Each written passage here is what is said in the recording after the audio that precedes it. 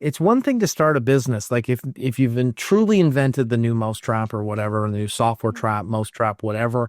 But I realize there's tens of millions of dollars of companies out there that are really well run with owners that are 60, 70 years old, got no one to sell it to, kids don't care, blah, blah, blah, whatever. Like there's just no way I was going to do it from scratch this time. The first two companies were startups, scratch from no customers, no insurance, no bank, no money, no nothing, right? Step into the world of success with Your Brand Amplified, the ultimate podcast designed to unravel the intricacies of thriving businesses. I'm your host, Annika Jackson, and I'm on a mission to uncover the stories, strategies, and secrets that have propelled entrepreneurs and business leaders to success. My, oh my, what a journey Glenn Poulus has been on, and just sharing a little bit with me after I asked him many, many questions from looking at his websites, his LinkedIn, other things I was able to glean about Glenn. Thank you so much, first of all, for being on Your Brand Amplified. Oh, thanks, Anika. It's great to be here. And I'm looking forward to discussing your book, your multiple exits, moving to a new country so that you could avoid non-competes, and also dipping your toe into this new world of AI with an AI business. So Awesome. Let's start with the beginning with your original companies and Okay, tell us about your journey. Okay. So I usually start at the same way whenever I talk to people, is that, my journey into sort of sales and then business came about as a result of being a failed civil servant in Canada. And I got kicked out of the Canadian government for working too hard. And that's the joke I like to say. Anyways, like my boss came to me and he says, I don't think you're cut out for the job here. I think, you'd probably be better served in a world of like sales or something like that. Right. And, that was over 40 years ago. So, but I took him at his word and I started looking for sales jobs. And shortly thereafter, I resigned my job as a civil servant and I was working for Environment Canada doing electronic work. And I got a job working for a company selling electronics in the 1980s. And back then it was a lot of military stuff and, there was just, computers were just coming around at that point, and there was just a wide variety of electronic projects to work on. And I worked for a company for about 5.5 years, and I realized that there was really good leverage for a salesperson, in going into sales. I kind of call it a cheat code for people that don't have higher education. And I know you have plenty of it, and you're a professor and all that, but some people don't make it quite as far. But I always say, like, how do you compete with a brain surgeon's income on a high school education, right? And really the only way that I can ever think of would be legal way, of course, would be getting a job in sales, right? And so, because you can scale up your income over and above, the degree that you might have, right? You might have a college diploma and something to get you started, but then you can, through skills building, you can really game up your income. And it's really hard, in other departments. For instance, if you're in the accounting department, they're going to want a certain level of education for every level that you go up, right? You can't just go from, accounting clerk to CFO, right? Without having the requisite education, right? So that's my cheat code, right? And then I realized there's a super cheat code, which is that, you can do really well in sales over and above maybe any formal training if you own the company that hires the salespeople to do the selling, right? Because when you're in sales, you can leverage your own time and effort. But when you own the business, you're leveraging both your time and the time of everyone that works for you, right? And so I approached the business in 1991 and I said, I see a new technology area blooming that I would like to focus on. And I approached them with kind of a deal about splitting off part of their business, and I would own some and they would own some, kind of an entrepreneurial kind of a suggestion, right? And they flat out refused me and said, no, you should just go back to work and do what you're doing. And so, I love to tell the story that the next day I resigned, right? And to start this new business, right? But what I had forgotten to do was tell my wife I'd only been married 6 days. And I went home on the Friday and I told her, oh, by the way, I quit my job. And she's like, what? We just got married last weekend, right? But nonetheless, I wanted to focus on an area which was mobile wireless communications, ergo the cell phone, basically in 1991. And I said, look, you guys don't really focus on that, but you have a couple of products. Let me take them and run with them. They said no. So I went off on my own and I found a couple of guys, one in Montreal, one in Ottawa, and we started this business focusing on companies that were building cellular networks, right? And so, of course, the cell phone never went anywhere, right? Like who needs All a cell right. phone, right? You How do know, we live without them? yeah. And so anyways, to make us the long story a little bit shorter, I sold that business in the early 2000s. The three of us sold it. It was an 8-figure exit. And I had an opportunity to start another business and doing quite similar, not exact, but similar a business to serving the same sort of markets, mobile wireless, cell phones, wireless communications. Again, more on the network side. So building the network, base stations, antennas, things like that, not selling phones or anything, right? But the difference on this one was that I'd realized some of the customer service elements were missing from our first company that I really wanted to focus on. And these were like softer skills and, about answering the phone, about how we get back to customers, about how we price things, certain core values around that. And I wanted to build the next company up from the ground up with those as core principles of the business. And so that was when I started Gap Wireless. And Gap Wireless is my initials, GP. And although my wife's name is Alyssa, the A is actually a vowel that I bought for so that I had to buy a vowel in order to make a word, right, with my name. And that's where I came up with Gap Wireless. And the funny story around that is that the same year I sort of came up with Gap Wireless in the mid 2000s was when the Gap clothing company introduced the Gap Wireless bra. And Oh. so Oh, we ended up no. having a huge trademark battle with the Gap clothing company over Gap Wireless, right? One thought it was a clothing item and one thought it was a communications business. So I ran Gap Wireless until 2022 and I sold it to NWS Private Equity in 2022. I worked for them for almost 3 years and then they, that kind of times out, right? And I left them in 2024 at the end. And because I kind of wanted to do the same thing again, but I had a very strong no compete, that was where I bought a business in Florida that operates the same, but is in a different technology space, different customers, different country, different vendors, different customers. Everything about it is different, but the business kind of runs the same. And so that it wasn't like I went from, a distributor to a SaaS company or, it's kind of the same business model. And so now I'm sort of on my third time's the charm. And I signed up with a Canadian AI company to represent their products and services in the US, trying to build demand for their agentic. They created agentic models, AI models on around very specific needs for customers. And so we could dive into any of that. And that sort of spans the, 1982 to today, right? Oh, And my. yeah. Yeah. Well, I'd love to start with your book, Never Sit in Sure. the Lobby. 57 Right. winning sales factors to grow a business and build a career. Because that came out of the experiences that you've had thus far. Yeah. So I learned early on, when I first started in sales, right? Because I went from like civil servant, where kind of everything works from a, very specific set of rules, and to this kind of free for all where you have to learn how to sell, how to get, act, and stay in front of your customers. And I started getting mentored by other salespeople in that company, the owners of the company. And I realized some of them were really quite good salespeople, and most of their success was attributed to doing the same thing over and over again and expecting the same result, right? Kind of the opposition of the definition of insanity or whatever.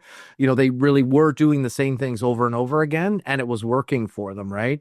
And so I started writing them down, like these ideas and stuff. And then I started realizing that some of the things they were doing were the wrong things to do. And so I started writing those things down as well and giving them little names and stories to go around them and started sharing them with people. And so, and over the years, I would tell the story of this or that, or the different tips that are in the book, right? And then people are like, oh, you should write a book, right? And I'm like, oh, okay, fine, I'll do that one day, right? And of course, I never did actually until the pandemic. And at that point, I was in Canada, and Canada was on a very strict lockdown. And so had nowhere to go, nothing to do for quite some time. And I thought, what better time now than to take my book that had all these tips and all these little scribbles and things that I had and say, can I do it? Right. And so I did what any person would do before ChatGPT, which was I Googled how to write a book, right? And of course, it was today. I just write the book for me. And, I'm just kidding, Yeah, no, no. but I'm half true, right? But in 2022, I Googled how do I write a book, and it basically said the first sort of thing. I watched a video, and the guy said, "Hey," he said, "just write 500 words a day, every day, until you have enough words, and then you're done." Right? And so I realized that I couldn't do that every day the way my work was, so I agreed to do 2,500 words on the weekend. And so that was what I did. And then I said, "How many words do I need for a business book?" And it said 75,000 to 80, something like that, right? And I'm like, okay, so I'll just write until I have 75,000 words and then I'll stop, right? So that's exactly what I did. Every weekend I was, on the lockdown in Canada, and every Saturday and Sunday morning I got up really early and I didn't stop until I had the 2,500 words, right? And the joke of it was that, I sort of sent it to the first editor that I'd, hired a service to help me to publish it correctly, package it, all that, right? And the editor it was a lady, she sent it back and she said, "Glenn, you can't say the F word that many times in a book, right?" And I'm like, "Oh, okay." And I like, "Okay, why don't we agree instead of 75, we'll agree on 71,000 words, right?" And so we edited the book and it came out at like 71,000 words. I'm just joking. It's a bit of a joke there. But I was using very colorful salesman-like language and NSFW words. And I wrote the way I speak, right? And, and sometimes when you're in the locker room or you're at the water cooler and you're telling sales stories, your language can get kind of colorful, right? But anyways, we published it for, the broad audience, and it's about 71,000 words. And it's basically a bunch of tips on how I like to reduce it down is how to get, act, and stay in front of your clients and to be a pleasure to do business with always, even when you don't get the business. And so it's been a mantra of mine since I started the Gap Wireless in 2007. And it's a really important thing for me. And, and I was able to forge really good relationships with my customers and then my employees and also my vendors and even my competitors, right? And so I often point to the fact that I had some very strong competitors. Some of them were bigger than my company. Some of them were a little smaller than my company, but none of them were as much of a pleasure to do business with as we were. And even they would admit that it was true, right? Like, in other words, you don't have to be a pleasure to do business with in order to do really well.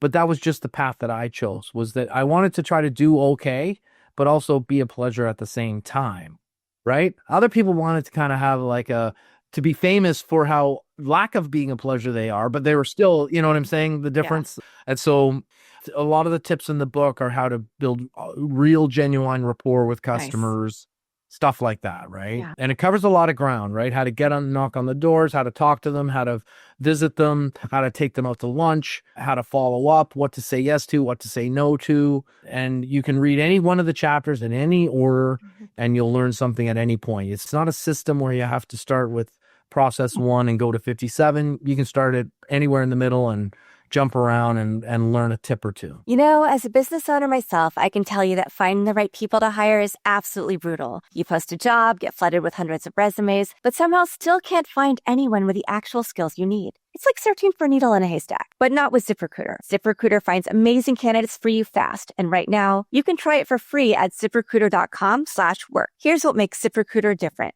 Their smart technology actually identifies the top talent for your specific roles super quickly. The moment you post your job, their matching system starts showing you qualified candidates immediately. Plus, you can reach out to your favorite candidates right away using their pre-written invite to apply messages. No more waiting around, hoping someone will notice your post. Ditch the other hiring sites and let ZipRecruiter find what you're looking for. The needle in the haystack. 4 out of 5 employers who post on ZipRecruiter get a quality candidate within the first day. Try it for free at this exclusive web address, ZipRecruiter.com/work. Again, that's ZipRecruiter.com/work. ZipRecruiter, the smartest way to hire. Yeah. Well, that makes it fun too, because you can just flip it open and do that and then figure out, for those of you who are watching the video, I just closed my eyes and pretended I was pointing to a page on a book. But I love that. And I also think that what you're saying is so important because we have seen since the pandemic, particularly, and even the last couple of years with people unsure about new tech and AI and fusing that into our world, we see that people really want brands that are authentic, genuine, show their values. And part of that to me is being genuine, being kind, being a pleasure to work with, because that will help you retain customers for longer, help them want to buy more from you. So increasing their customer lifetime value. And that's how you get really good referrals too. Yeah. Because not only do you do great work, but you're also a pleasure to work with. So you're definitely, shouldn't be a surprise, but I think a lot of people don't go into business necessarily having that as one of their primary goals. Yeah. And the other thing, you mentioned the pandemic, and the other thing that I've learned, and it's a tough lesson and a lot of people want to argue with me about it. So, but I do want to bring it up, is that a lot of people figured that when we went into the pandemic, when we came out of it, we inherited this ability to close big deals from the comfort of our home office. Mm-hmm. Right. And also that with AI that we can automate it all. Right. And so there are days that you can work at home, and that is true, right? And you can use AI, and we can talk about that at any point, about how to lead generation or, crafting proposals, whatever, right? But the real deals, the big deals are always closed face to face. And if you want to make the big bucks, if you want to run the big companies, you have to meet with the clients face to face. You can't do it just with AI or just remotely, or it's a combination, right? And a lot of those things where we use AI and we work from home and stuff like that, that's marketing, not sales, right? The true sales is when you're in front of the customer closing the deal. That's what a salesman's or person's job is to close the deals. And people often argue with me, oh, no, I do it. I sell SaaS. I never visit customers or whatever. And I'm like, that's possibly true, right? But there's a lot of other things other than SaaS out there that need to get sold. And I said, look, let's say you ran a SaaS company and they exited and you got $50 million and you're going to buy a private jet. I said, are you telling me that you would accept a virtual flight on your jet before you bought it? Or would you like to be picked up in a limo, driven to the airport, meet the crew, meet the cabin crew, meet the pilots, right? Then be served champagne, flown to Miami and back for lunch, right? On that private jet. Or can I just show you a video over Zoom and then you can give me $50 million, right? And the 50 million scales all the way down to 5 million, 500K, 50K, 5K. The principle holds true, right? Like if somebody's buying a $50,000 vehicle, they're going to want to drive it. I would hope so. Right? You can use all the tools to get them to the dealership to get in that car. But if you don't get them there with the keys and sit and smell the new car smell, you're probably not going to get the deal. Right? Yeah. And so I think that's it's an interesting statement. It is always nice when most of the in-person stuff that I have is I do have one in-person class. I'm trying to go to campus for more of the orientations, the beginning of the year meetings, just to show my face a little bit more, because I truly love teaching. But most of the in-persons I have are at conferences, honestly. And they're podcasting conferences or they're AI conferences. And so I'm seeing people for the first time or meeting new people. And it's in these short spurts, but it does make a difference in, I need to follow up with that person. I remember because I had a great conversation with them. Right. I will say, of course, podcasting, I do that completely remotely, but there's also the approach of looking at, well, what do I want this to become? So then how do I make it so that I can do more in-persons from a big studio and not just from my home?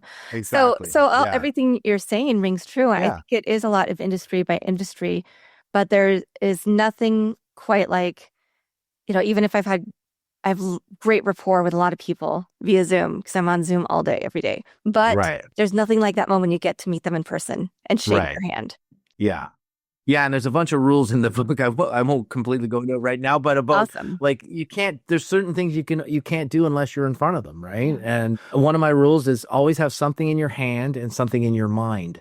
Right. And so let's say you have a new baseball cap or a water bottle, Stanley water bottle you're giving away, mouse pads or pens or, all the promo items, right? You've seen them all. And like, how can you give that to a client over Zoom, right?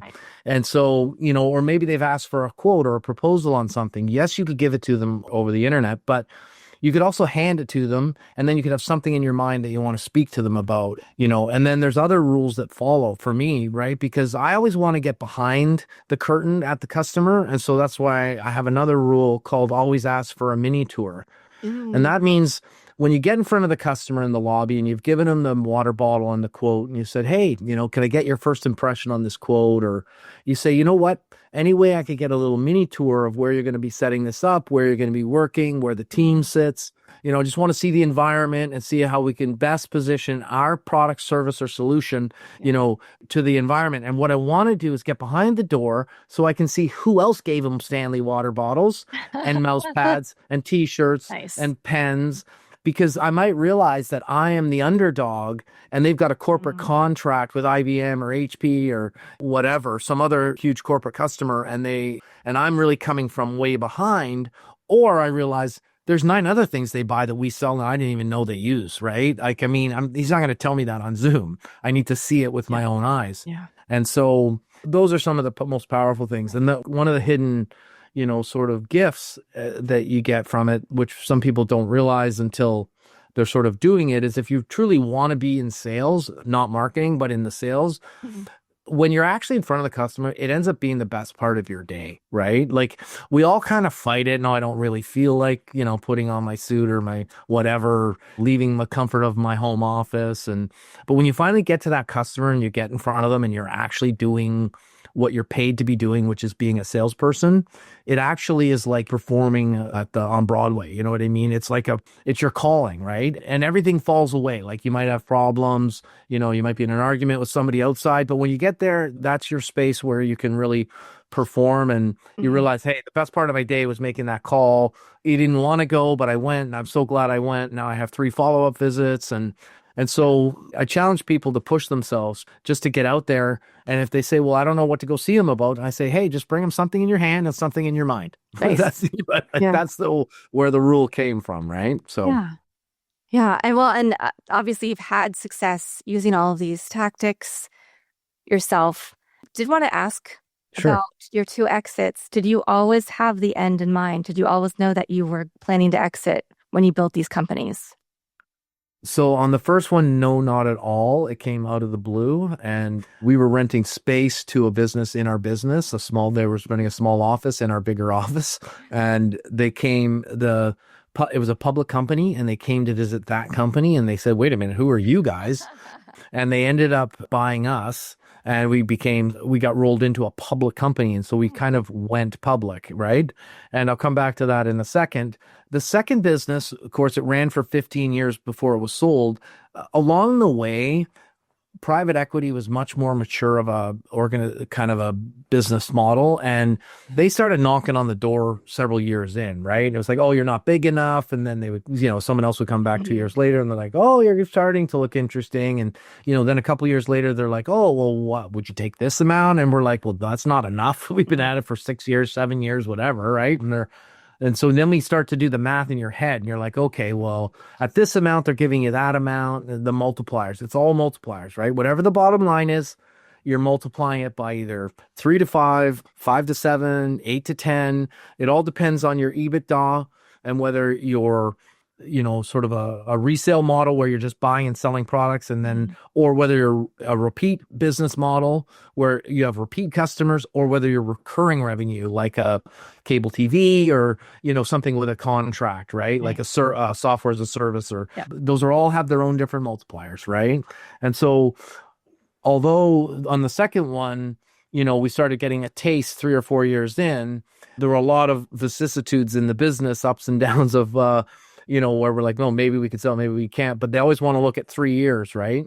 And it wasn't until later in our life cycle that we could put 3 good years together at the same time and have an attractive average times the multiple would equal something that would be good to myself and my business partner, et cetera, right? Yeah. I just want to point out, when the public company bought us, myself and my 2 business partners, we all became multi-millionaires overnight, but it was in the form of shares in a public company. And this company was a household name in Canada in the cell phone business. And to make a long story short, they had bought a bunch of other businesses that didn't work out. And what was attractive to them about us was how much cash we threw off. And To make a long story short, they ended up bankrupting the business, and ultimately they went bankrupt. And I went from being a multimillionaire to broke in sort of one fell swoop because I was an insider because I had so many shares. I wasn't able to sell. I was locked in. Wow. And so I ended up giving away my business for millions of dollars and never getting nothing in return. That's why I created Gap Wireless and didn't retire. Otherwise, I could have retired. Yeah. And it was a huge and horrible lesson. But the fear of poverty was much greater than my fear of loss and my pain over the loss. And so I had to just go forward. And when the public company announced they were going into receivership, I just moved forward and started a new business. And when we sold in 2022, we sold for cash. And obviously, right? Yeah. And so no more shares. Thank you. Please and thank you, right? Yeah, So, it's funny. So many companies do that, right? They offer shares, maybe shares and some cash. yeah. You have to stay a part of the team for 2, 3, Yeah. 5 years. And even Challenging. small examples, because I've worked for myself, I've worked for agencies, bringing programs to agencies that I created and ending up in similar situation, leaving my IP because then they're saying, oh, well, I did this, this, and this. So now you owe me if you want to take your IP back. And I'm like, I never gave you my IP, but I just want to Right. wash my hands of this. Or, saying, oh, we'll do a Oh, yeah. revenue split with you, things like that. So people really do, you do need to be cautious for these things because even if you believe in the person or the company or organization that's promising you these things, a lot of times they are just false promises. And they may not know that at the time, but you have to, this is a hard lesson for everybody, no matter what price point you're at, as you mentioned earlier, really understanding that you have to look out for yourself, your loved ones, your livelihood Yeah. first, and think about what is going to be best for you in that, not what's best for them. I think that's something that's a hard lesson, but we all learn. And I thought, selling all for cash, that I had it all figured out. And then I realized that there's another element to it, which is that, there's taxes, yes, of course, but more so that it was the ego adjustment that became required by getting taken over by private equity, because you end up needing to stay for a period of time and they want your expertise and whatever, but they don't want your advice in a way, right? And so putting your ego at the door, and I went in knowing that my ego would be something to deal with, but thinking about it and living it are two different things, right? And so you really want to time it to a very sweet spot of 12 to 18 months at the most and no longer, because it will run its course after that. And, you don't want to be locked in for too long of a time is what I'm trying to say. Yeah. So, yeah, that makes a lot of sense. Today, you are a LinkedIn top voice. You are a sought-after speaker, telling people how to build successful businesses from the ground up, what they need to think about. What was, you said you wanted to do this again. So even though you had, your last company sold to private equity, you moved to another country, you bought a company. What prompted that? What did you think you could do that you didn't get to do last time around? Or I'm just wondering. Oh, so, well, one, like I'm from Greece originally. My genes are from Greece, and I feel like that's why I hate winter. And I don't know why I was born in Canada. Yeah. So I don't like the cold. And so the one thing that most people know about me more than anything is that I hate the cold and I love the heat, right? I said the next time I do something, it's going to be somewhere warm. That was one thing. Two, I learned over the 40 years in Canada working that doing it in Canada is fine and it's all great. Now I'm not going to say anything negative, but when you do it in the US, everything's 10 times bigger.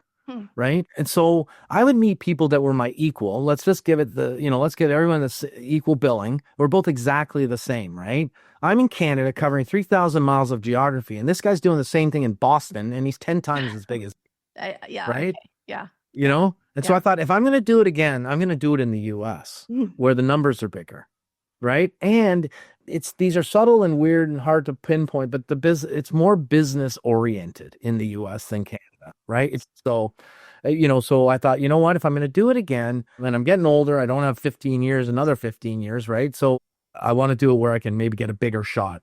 And one of the other things was that I wanted to sort of do it on my own. 3 of us in the first business, 2 of us in the second business, and I wanted to do it myself. So that was what I wanted to do indifferently. Right. Yeah. And I also realized that and you might cover this in some of your trainings of people and stuff, is that it's one thing to start a business. Like if you've truly invented the new mousetrap or whatever, the new software trap, mousetrap, whatever. But I realize there's tens of millions of dollars of companies out there that are really well run with owners that are 60, 70 years old, got no one to sell it to, kids don't care, blah, blah, blah, whatever. Like there's just no way I was going to do it from scratch this time. The first two companies were startups, scratch from no customers, no insurance, no bank, no money, no nothing, right? And then this time I thought I'm going to buy a small business that works the sort of same way as my other companies did. Distributors, buy products from around the world, sell them in the market, right? And sales, service support, all that stuff. But one that also had a 20-year pedigree. So I bought a 20-year-old company from a guy who wanted to retire. He had, several hundred customers. He had, 10 employees. And then I was going to learn everything I learned growing my company that I sold, Gap Wireless, which we grew to $80 million in revenue when we sold it. So I learned a lot to see if I can take this smaller business and grow it somewhere. Doesn't need to go to 80 million, but I mean, to grow it somewhere along the way. And so that was sort of the genesis around the company. And yeah. And it's been going pretty good. And I love the weather. And, yeah. Well, I also think there have to be, and this could be a whole podcast episode in itself, the differences between starting a business from the ground up and then coming in, buying a business, already has a team, they work a certain way, already has customers, they're used to certain messaging, and coming in, and of course, you're going to put your stamp on it. You're going to shake it up a little bit. So how has that part of the transition been? Yeah, so it's kind of like the equal and the opposite to selling your business to private equity and needing to go work for them. You know what I'm saying? It's kind of like equal and opposite or whatever. And so, yeah, I'll try to say it with as much grace as possible. 60% of the people that were there when I bought the business in January 2024, were cycled through in one way, shape, or form, right? And not to say they weren't good people, but they went on to do different things, and it's not like I'm hard to work with, right? And I believe that I'm extremely focused on creating a good environment for the people, but you got to expect that there's going to be a high, somewhat of a turnover with people that just don't get along with the new way. Because I changed everything, right? I put in a new accounting system, new ERP from the ground, like in a very elaborate and high tech ERP system. They were running on spreadsheets and bubblegum, right? And of course, it worked perfectly. And no discredit to them, but I wanted a full self-contained ERP system because I needed to know when I was back in Canada, for certain times of the year, whatever, I could see everything in the business, no matter where I was in the world, right? And so I put in a new logo, new marketing, new website, everything's brand new, and a new pricing model, new insurance, new everything has been, and it's like everything was fine. Why'd you change this? Why'd you change that? Right? And so, but I'm just doing all the right things that I think are the right things from doing it before that yielded me good results. Yeah. And the company's been growing modestly, and so I'm hoping that it is the right choices. But I knew if I just went in and just did the same thing exactly the same way as the old owner, I'd get the exact same results. And there's no lift for me if I do that, right? And then the other, sort of the third part of that triangle, if I'm thinking of what you're saying as a triangle, would be is, what do I want to do, like to position this company for exit or whatever? I realized in selling other businesses, there's certain things you want to do, but then there's other things you want to leave for the new owner to do. Because if you do too much, you won't get the intellectual property value out of it. And they'll just take it and put it in their pocket. Whereas if you let them do it, they'll get a lift from it, and they'll see a valuation increase just from buying your business and putting in some small changes. But you're thinking, no, I'm going to paint every nook and cranny in this place and make everything perfect, all the systems, all the softwares, all the people. And you want to allow them to get these early wins, especially private equity. And so you need them to buy something that functions really well, but there's things for them to do that can get quick lifts. And the M&A people are experts at this, but it's not intuitive to people that are positioning themselves before that they have an M&A expert helping them. A very non-business, a more personal example could be selling a house. Right. Right? You might have it a certain way because that's the way you like it. And the realtor is going to come in and say, you need to do this, this, Get rid of all that. And then you do those changes to try to sell the property, but the chances are pretty good that the next person coming in and buying it are going to make their own changes as well. Exactly. Even if you spend a lot of money, great, you fix the roof, that's necessary. But just in my neighborhood alone, there's so many that happens. I don't want to say daily basis, but it happens quite often. And you go, oh, that house, they didn't move into that new house, even though those people painted and they did this, they did that, and they did the new gardening, and now you're ripping all of it out. And because you want to have ownership. You want to feel like you are part of it, not just that you're floating on top. Yeah. Yeah, exactly. Yep. Well, I want to be cognizant of our time. We definitely are having further conversations on my other podcast. We'll bring you back on this one as well. Because to start getting into some of the other things that you do and where you're at, in another year's time with your business. I'd love to hear that. Okay. So maybe you can invite me to one of your classrooms too, and I could talk to your students too. I'd love to do that if that's possible. So. Yeah, that awesome. is definitely possible. So Glenn, I'm going to link your LinkedIn and your book. Is there anything else that you'd like to leave people with today before we sign off? Nope. I think that's it. There's a tip in the book that I always like to end with, which if there's young people that are just building their careers, and the rule is you only get forever to make another impression. And so treat every impression like it's a first impression. And when you're at work and the boss is walking by or the big shots are in town or whatever, you always want to be having your best game face on, because some people don't realize the importance of it. And those are the moments when these people that have a control over your career and how it will be governed and guided over time, that's when the decisions are made in their minds, who they're going to pick. And you always want to be their top draft pick. And so don't be on Facebook when the boss walks by, if I can put it in easy language, right? Yeah. And so treat every impression like a first impression, because in its own way, it really is. So, yeah. Yeah. Fantastic. Awesome. That's, I usually ask people for a quote. You just gave us a really great piece of advice. So again, thank you for being here. Thank you for giving me your time today. I'm looking forward to diving into your book and having further conversations with you. Awesome. Thanks, Anika. Great being here. Thank you to everybody who's watching this episode or listening to it. I'll be back again with another amazing guest to share their story and their journey with you to make your life, your work life, your personal life a little better, a little more balanced, and for you to take that one step up every single day. Thanks for listening or watching to this episode of Your Brand Amplified. Don't forget to leave us a rating or review on your favorite podcast listening platform. And if you want to learn more, check us out at yourbandamplified.com.